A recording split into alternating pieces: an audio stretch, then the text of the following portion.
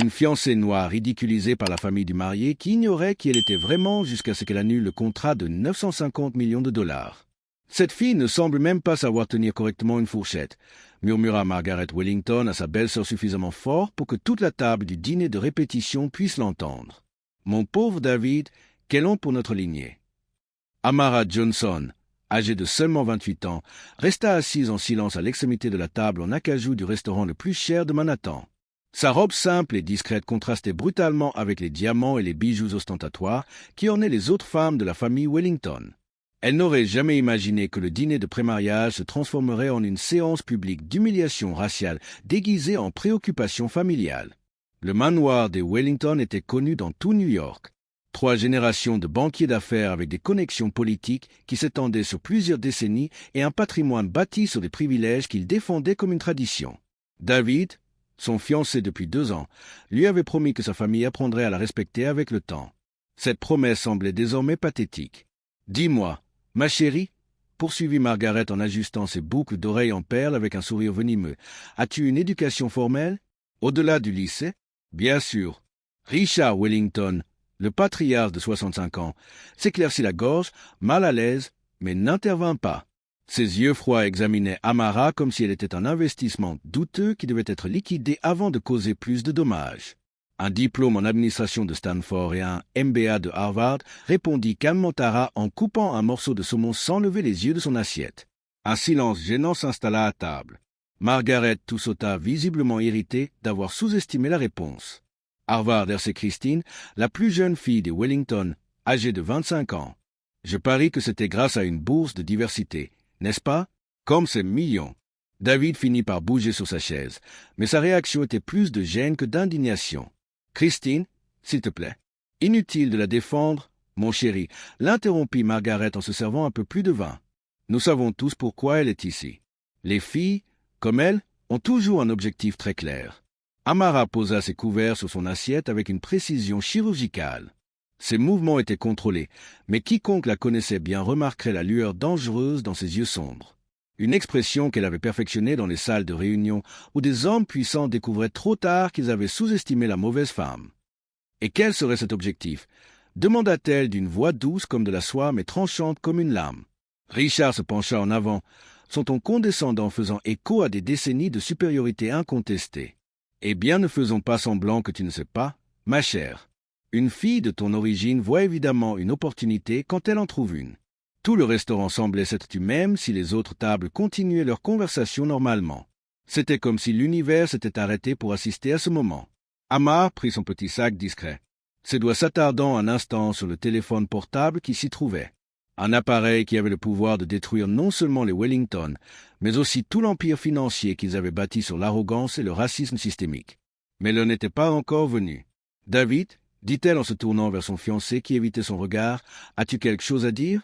Il jouait avec la bague de fiançailles à son doigt, un signe de nervosité qu'elle avait appris à reconnaître. Lorsqu'il prit enfin la parole, ses mots furent comme des poignards. « Peut-être vaut-il mieux en discuter plus tard, mon amour. » En privé, la trahison dans sa voix fut instantanée et totale. Après 2 ans passés ensemble, il choisissait le confort de sa famille privilégiée plutôt que de la défendre contre des attaques racistes flagrantes. Margaret sourit avec un triomphe malicieux. David est sensé. Certaines personnes ne sont tout simplement pas faites pour ce genre de vie. Amara se leva lentement, sa posture droite et digne contrastant avec le poison qui planait sur la table. Elle ne trembla pas, ne cria pas, ne fit pas de scène. Au lieu de cela, quelque chose de bien plus dangereux se produisit. Elle sourit, un sourire qui n'atteignait pas ses yeux. Un sourire que Christine des années plus tard décrirait en thérapie comme le moment où nous avons su que nous avions réveillé quelque chose que nous n'aurions pas dû toucher. Pendant un moment, personne ne parla. Il y avait quelque chose dans la façon dont Amara se comportait, une sérénité qui n'existe que chez ceux qui ont déjà affronté des tempêtes bien pires et qui en sont sortis plus forts et plus déterminés. Là, face à tout ce regard méprisant masqué par la politesse, elle resta ferme comme quelqu'un qui garde un secret trop puissant pour être révélé avant l'heure. Si cette histoire de préjugés et de vengeance vous a touché, n'oubliez pas de vous abonner à la chaîne pour découvrir comment une simple humiliation familiale allait devenir le catalyseur d'une chute que les Wellington n'oublieraient jamais. 3 jours après le dîner, David se présenta à l'appartement d'Amara avec une expression qu'elle avait appris à déchiffrer après 2 ans de relation. C'était le regard de quelqu'un qui avait pris une décision lâche et essayait de la justifier comme raisonnable. Ma famille est inquiète. Commença-t-il en ajustant nerveusement sa cravate. Peut-être devrions-nous reporter le mariage juste pour quelques mois pour laisser les esprits se calmer. Amara resta assise sur le canapé, le regardant avec le même calme glacial qu'elle avait affiché au restaurant. Reporter ou annuler? Ce n'est pas ça. C'est juste que David se mit à faire les 100 pas, gesticulant défensivement. Tu ne comprends pas la pression qu'ils exercent sur moi. La banque familiale, notre réputation, les clients. Nos clients, répéta lentement, des clients racistes qui ne peuvent pas faire affaire avec une famille qui accepte des gens comme moi. La vérité flottait dans l'air comme une sentence. David cessa de faire les 100 pas, mais ne parvint pas à la regarder dans les yeux. Le même après-midi, Margaret appela. Amara a son travail chez Wellington et Associates. Une cruelle ironie qu'elle ne comprenait pleinement que maintenant. En tant que responsable des comptes spéciaux, Amara avait aidé l'entreprise de la propre famille de son fiancé à conclure des affaires millionnaires au cours des 2 dernières années. « Chérie, dit Margaret d'une voix faussement douce au téléphone, j'ai repensé à notre conversation au restaurant. Il vaudrait peut-être mieux que tu envisages d'autres opportunités professionnelles. Tu comprends, n'est-ce pas? Ce serait moins gênant pour tout le monde. » Le bureau était plein. Les collègues faisaient semblant de ne pas écouter, mais chaque mot était entendu et mémorisé pour faire l'objet de commentaires futurs au petit déjeuner. « Je suis licencié ?» demanda Amara d'une voix professionnelle mais ferme. « Lancier, c'est un mot tellement laid. » Harry Margaret d'un rire aigu et artificiel. « Appelons cela une restructuration. Vous recevrez une généreuse compensation. Bien sûr, Richard est un homme juste. » Plus tard, dans le parking de l'entreprise, Christine Wellington s'est appuyée contre la voiture d'Amara avec un sourire malicieux qui ne cadrait pas avec son apparence angélique. « Mon frère m'a dit que vous alliez faire une pause, » dit-elle en faisant des guillemets avec ses doigts. « J'espère que vous ne l'avez pas pris personnellement.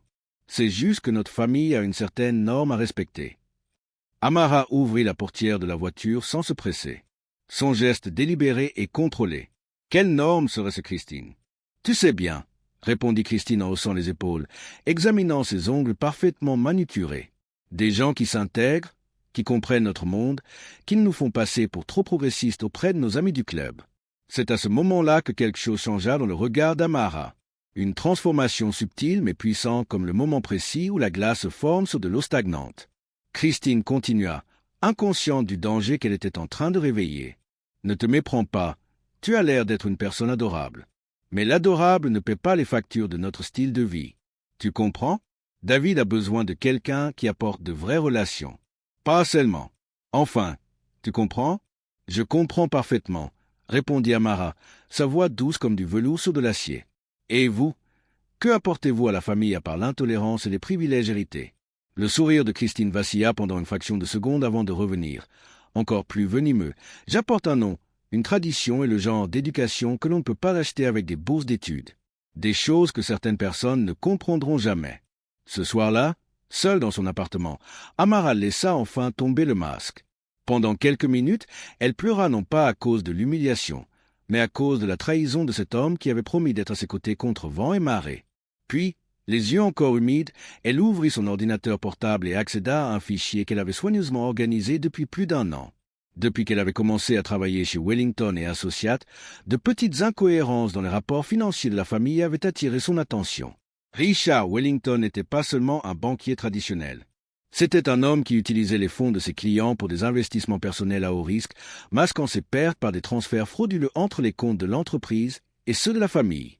Pendant des mois, elle avait documenté chaque irrégularité, chaque transaction suspecte, chaque mensonge comptable, d'abord par instinct professionnel, puis par précaution personnelle lorsqu'elle avait commencé à percevoir la véritable nature de la famille dans laquelle elle s'était engagée.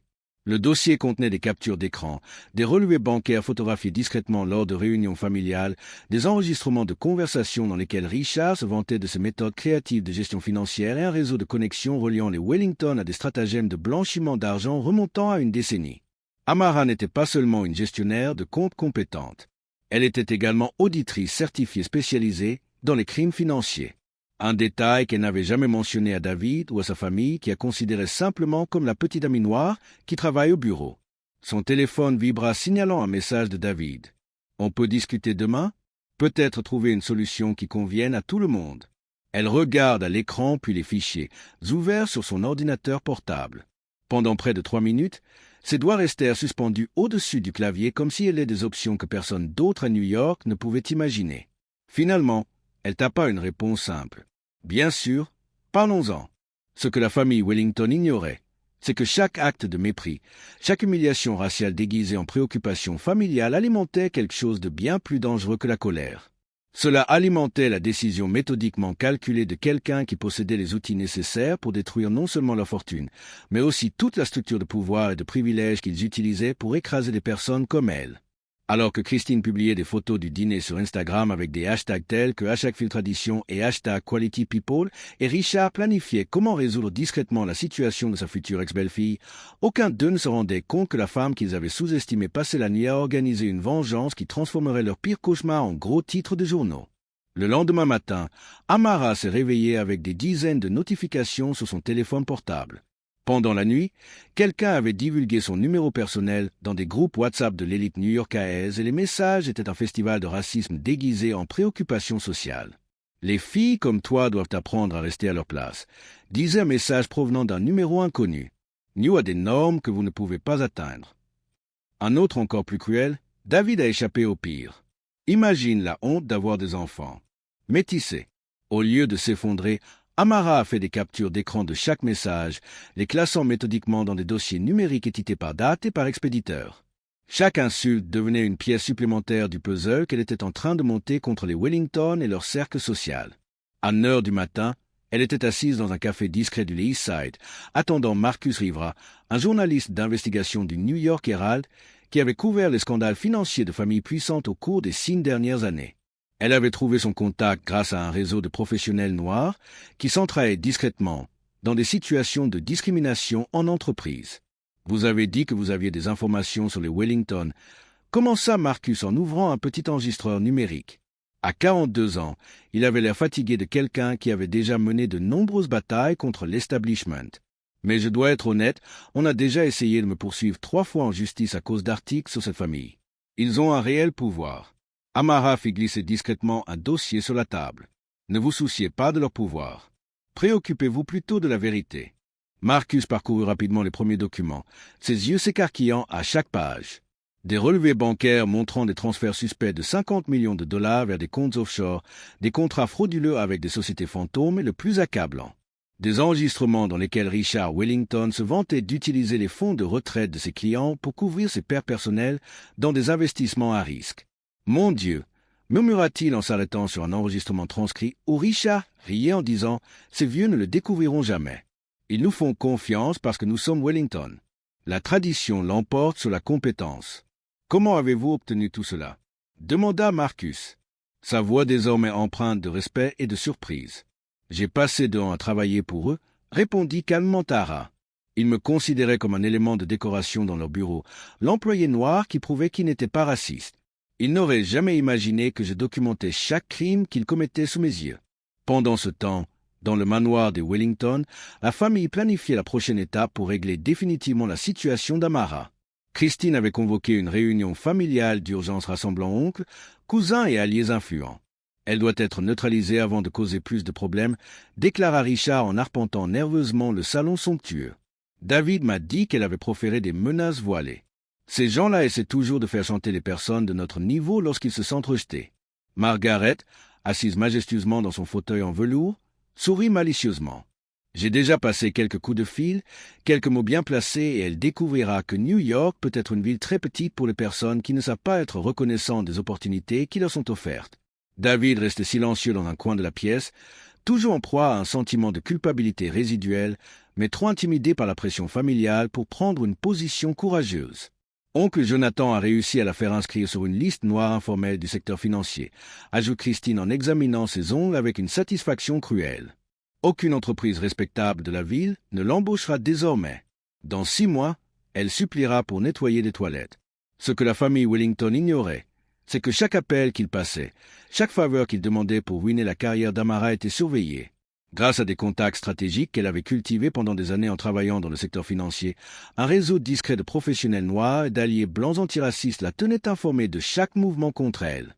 Rebecca Shen, une avocate d'origine asiatique qui avait également été victime de discrimination au sein de l'élite blanche de Wall Street, a appelé Amara cet après-midi-là. Ils font exactement ce à quoi nous nous attendions, a déclaré Rebecca, sa voix mêlant indignation et satisfaction stratégique. 5 appels différents visant à vous saboter professionnellement. Tous enregistrés, tous documentés. Cela nous sera utile lorsque nous en arriverons à la partie sur les dommages moraux et la persécution systématique. Amara sourit pour la première fois depuis des jours. Ils croient vraiment que je ne suis qu'une secrétaire déçue, n'est-ce pas? Ils y croient tellement qu'ils n'ont même pas pris la peine de rechercher votre véritable parcours professionnel. Riez bas. S'ils l'avaient fait, ils auraient découvert qu'ils s'en prenaient à la mauvaise personne. Jeudi après-midi, Margaret Wellington a reçu un appel qui l'a immédiatement fait pâlir. À l'autre bout du fil, la voix nerveuse du comptable de la famille, M. Peterson, tremblait visiblement. « Madame Wellington, nous avons un problème. Le fisc vient d'annoncer un audit complet des comptes de la famille et de l'entreprise. Ils ont spécifiquement mentionné des irrégularités dans les transferts offshore des 5 dernières années. » Margaret s'assit lourdement, la main tremblante alors qu'elle tenait le téléphone. « C'est une coïncidence, n'est-ce pas? Cela ne peut pas avoir de rapport avec cette fille. » Le silence du comptable fut une réponse suffisante. À ce moment précis, Amara était dans son appartement organisant la phase finale de sa stratégie. 3 écrans affichaient différents aspects de l'Empire Wellington. Comptes bancaires, réseaux sociaux de la famille, actualités financières et une série de contacts qu'elle avait méticuleusement cultivés au fil des ans. Elle n'était pas seulement une auditrice. Elle n'était pas seulement une ancienne employée déçue. Amara Johnson était diplômée avec mention très bien en finance de la Wharton School, avait travaillé 2 ans à la Security and Exchange Commission avant de passer au secteur privé et entretenait des relations professionnelles qui s'étendaient du fisc fédéral aux rédactions de journaux influents. Plus important encore, elle avait passé les 6 derniers mois à préparer non seulement une vengeance, mais une opération minutieuse de justice qui exposerait non seulement les Wellington, mais tout le réseau de corruption, de racisme systémique et de crimes financiers que des familles comme la leur perpétuaient depuis des générations.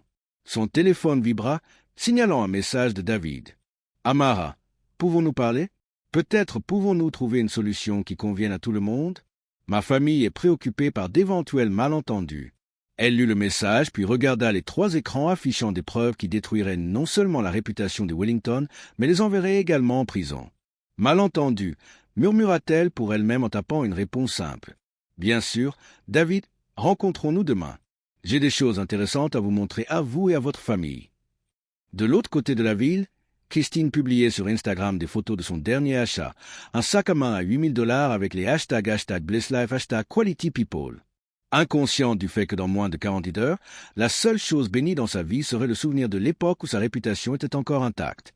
Tandis que la famille Wellington dormait paisiblement dans ses lits de soie, protégée par des gardes du corps privé et des décennies de privilèges incontestés, Amara finalisait les derniers détails d'une opération qui non seulement révélerait ses crimes, mais montrerait au monde entier ce qui arrive lorsque des personnes puissantes sous-estiment les femmes qu'elles considèrent comme inférieures. Dans le tiroir de son bureau, à côté des documents qui détruiraient les Wellington, se trouvait une petite carte de visite qu'elle avait conservée pendant des années, attendant le moment opportun pour l'utiliser. Sur celle-ci, il n'y avait qu'un nom, Commissaire Patricia Williams, NASE, renforcement division et une note manuscrite. Lorsque vous serez prête à rendre véritablement justice, appelez-moi. PW. Sous le poids de toutes les humiliations et trahisons qu'elle avait subies, ses doigts effleurèrent doucement cette carte. Mais quiconque l'observait attentivement remarquerait que ce n'était pas le désespoir qui faisait légèrement trembler ses mains, mais l'anticipation contenue de quelqu'un qui s'apprête à orchestrer la chute la plus spectaculaire que l'élite new-yorkaise a jamais connue. La réunion était prévue pour vendredi dans l'élégant bureau des Wellington. David avait promis à la famille qu'il réglerait la situation Amara de manière définitive et discrète. Margaret prépara du champagne pour célébrer la fin de cet épisode embarrassant, tandis que Richard révisait les documents de résiliation qu'il proposerait à Amara. Une somme ridicule en échange d'un accord de confidentialité. « Elle va accepter », murmura David nerveusement en ajustant sa cravate pour la 5e fois. Elle n'a pas vraiment le choix. Christine est en postant un selfie sur Instagram avec le #problème. Solvay, les gens comme ça finissent toujours par accepter l'argent. Il suffit de trouver le bon prix. À 15 h, Amara arriva ponctuellement avec pour seul bagage un discret porte-document et son téléphone portable. Elle portait un tailleur simple mais impeccable. Un choix qui n'échappa pas à Margaret, qui ne manqua pas de faire remarquer « Au moins vous vous êtes habillé de manière appropriée pour l'occasion ». Ara, commença Richard en s'asseyant derrière son imposant bureau. « Nous apprécions que vous soyez venus. Nous savons que ces derniers jours ont été difficiles pour toutes les personnes concernées. » Difficiles, répéta d'une voix calme comme du verre. Choix de mots intéressants. David s'éclaircit la gorge évitant son regard. Nous avons préparé une proposition généreuse pour résoudre cette situation de manière civilisée. 50 000 $ plus une lettre de recommandation en échange d'un accord de confidentialité. Margaret sourit avec une fausse bienveillance. C'est plus que juste compte tenu des circonstances.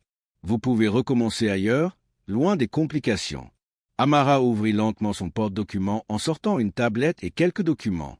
Avant de répondre, j'aimerais vous montrer certaines choses que j'ai découvertes au cours de mes 2 années passées à travailler pour vous. Christine leva les yeux au ciel. S'il vous plaît, ne faisons pas de drame. Vous avez perdu. Acceptez-le avec dignité. Vous avez perdu? Murmura Amara en activant l'écran de la tablette. Voyons voir. La première image qui apparut était un relevé bancaire montrant un transfert de 15 millions de $ du compte de retraite des employés de Wellington et Associats vers une société offshore des îles Caïmans enregistrée au nom de Richard Wellington. Le sourire de Richard s'évanouit instantanément. « Où avez-vous trouvé ça ?»« J'en ai d'autres, » dit Amara en faisant glisser son doigt sur l'écran, révélant une série de documents falsifiés, de contrats frauduleux et de internes, discutant de la manière de masquer les pertes en utilisant les fonds des clients. 2 ans de preuves minutieusement collectées. Margaret tenta de garder son sang-froid, mais sa voix tremblait. C'est du vol d'informations confidentielles. Nous allons vous poursuivre, pourquoi? L'interrompit Amara d'une voix tranchante. Pour avoir documenté les crimes que vous commettiez sous mes yeux tous les jours, pour avoir été l'employé noir invisible que vous avez complètement sous-estimé. David se pencha en avant, transpirant visiblement. Amara, soyez raisonnable, nous pouvons en discuter. Elle activa un enregistrement sur sa tablette. La voix de Richard résonna dans le bureau. Ces retraités idiots ne le découvriront jamais. Ils nous font confiance parce que nous sommes Wellington. La tradition prime sur la compétence. Christine par le téléphone portable tremblant dans ses mains. Vous nous avez enregistré? J'ai tout enregistré. Confirma calmement Amara, y compris vos commentaires racistes lors des réunions de famille, vos stratégies pour me saboter professionnellement et surtout cette conversation où Margaret a dit que je n'étais qu'une décoration de bureau pour prouver que vous n'êtes pas raciste. Richard se leva brusquement, le visage rouge de colère et de panique. Que voulez-vous? De l'argent. Nous payerons ce qu'il faudra. Je ne veux pas de votre argent, répondit Amara en touchant à nouveau l'écran de la tablette. Je veux que justice soit faite. Une notification apparut à l'écran.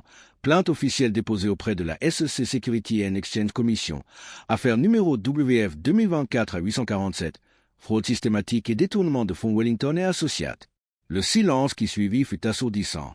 Margaret s'effondra sur sa chaise, les mains tremblantes. Non, notre réputation, notre famille. Mais attendez, dit Amara en souriant pour la première fois, un sourire qui n'atteignait pas ses yeux. Il y a plus. Elle ouvrit un email sur sa tablette et tourna l'écran pour que tout le monde puisse le voir. Il provenait de la rédaction du New Yorker Herald, article approuvé pour publication, édition de demain. La dynastie bancaire s'effondre. La famille Wellington accusée d'une fraude de plusieurs millions de $. David tituba en arrière, s'appuyant contre le mur. Vous avez détruit toute notre famille. Je n'ai rien détruit, répliqua Amara d'une voix ferme comme l'acier.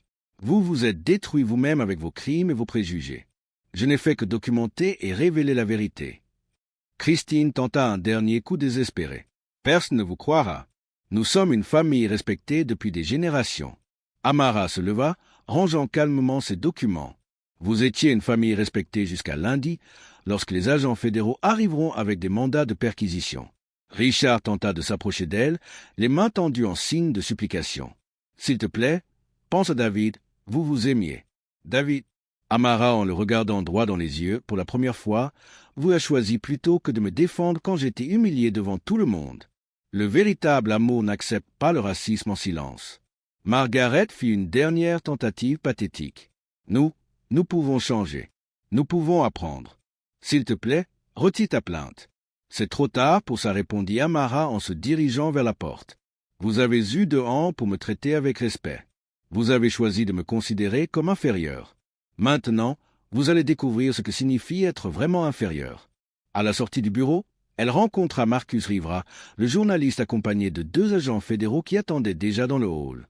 Agent Williams salua à TL une femme noire d'environ 45 ans élégamment, vêtue qui lui sourit en signe de reconnaissance. Amara Johnson, répondit l'agent en lui tendant la main. Ou devrais-je dire agent spécial Johnson, notre infiltré la plus efficace dans la division des crimes financiers.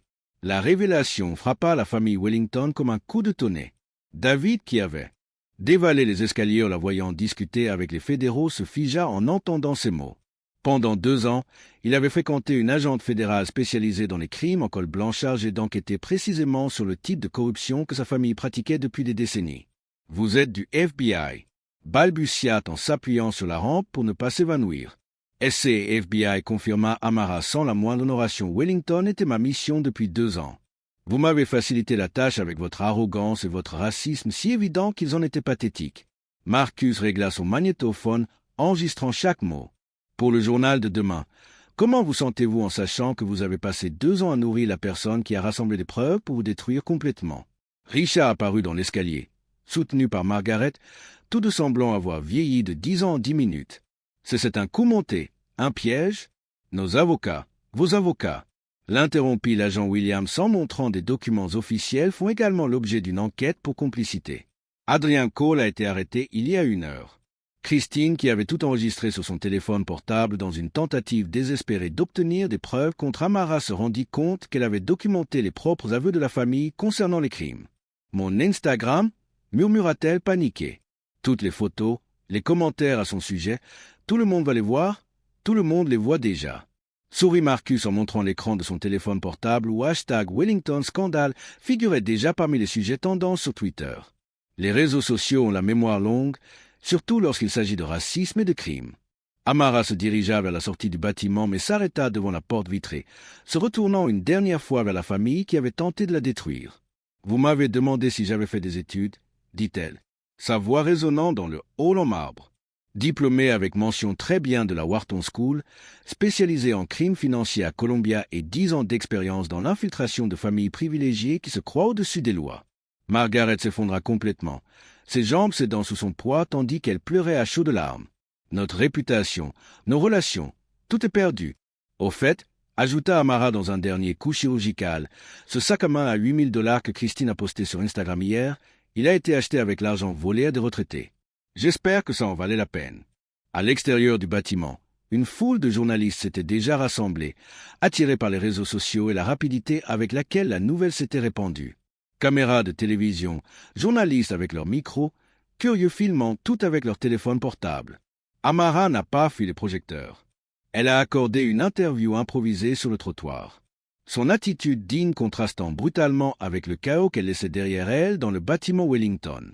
Pendant, a-t-elle déclaré aux caméras, j'ai fait semblant d'être une employée ordinaire, tout en recueillant des preuves de crimes qui ont porté préjudice à des centaines de familles de travailleurs.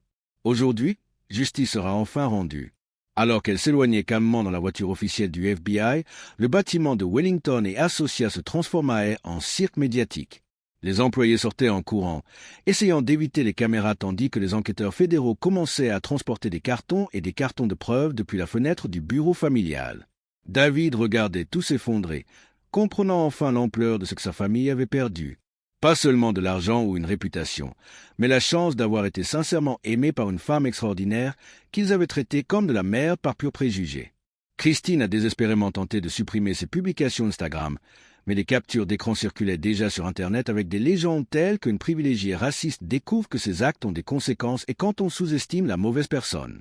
Au centre de toute cette tempête qu'elle avait orchestrée avec une précision chirurgicale, Amara restait sereine comme l'œil d'un ouragan, sachant qu'elle avait transformé de années d'humiliation raciale en une leçon qui résonnerait bien au-delà des murs privilégiés de l'élite new-yorkaise, prouvant que sous-estimer les gens en raison de leur couleur de peau ou de leur origine n'est pas seulement moralement répréhensible, mais aussi stratégiquement suicidaire. 6 mois plus tard, le titre du New Yorker Herald résumait tout. La famille Wellington condamnée, 15 ans de prison pour fraude millionnaire. Richard purgeait sa peine dans une prison fédérale. Margaret avait perdu son manoir et vivait dans un modeste appartement du Queens. Christine travaillait comme serveuse après avoir perdu tous ses contrats d'influenceuse. David avait déménagé à la campagne, son nom entaché à jamais. Amara a été promue directrice régionale du FBI. Lors de la cérémonie, elle s'est adressée à des centaines d'agents. Ils me considéraient comme inférieur à cause de ma couleur de peau. J'ai découvert que la supériorité ne s'hérite pas. Elle se gagne grâce au caractère. L'opération Wellington est devenue un cas d'étude dans les académies de police inspirant une nouvelle génération d'agents spécialisés dans les crimes d'élite. Aujourd'hui, Amara mène des enquêtes contre des familles privilégiées qui se croient au-dessus des lois, prouvant que la meilleure vengeance n'est pas de détruire ses ennemis, mais de construire un héritage qu'ils n'auraient jamais pu imaginer. Si cette histoire vous a inspiré, abonnez-vous à la chaîne pour découvrir d'autres histoires vraies de justice où des personnes sous-estimées ont transformé l'humiliation en triomphe.